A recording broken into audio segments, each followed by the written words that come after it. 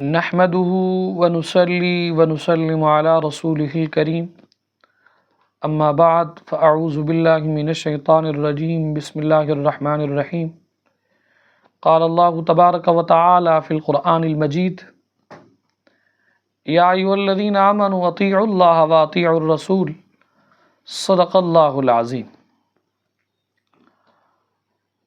آج کے درس کے اندر ہماری گفتگو کا عنوان ہے چہلم میں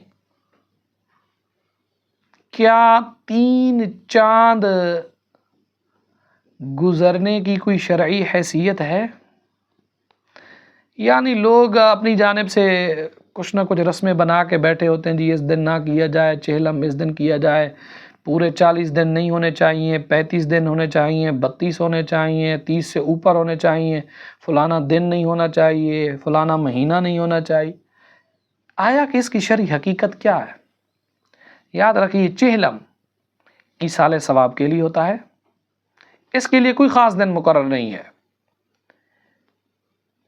اس دن سے پہلے یا اس کے بعد نہیں ہو سکتا، اپنی سہولت کے مطابق کوئی بھی دن آپ مقرر کر سکتے ہیں یا کسی دن بھی آپ 40واں کر سکتے ہیں۔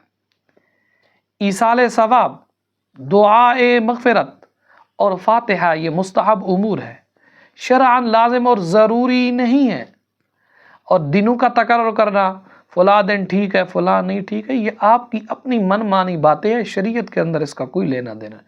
جس دن کریں، جس ٹائم کریں، جس مہینے میں کریں، جس چاند کی تاریخ کو کریں، آپ چہلم کر سکتے ہیں۔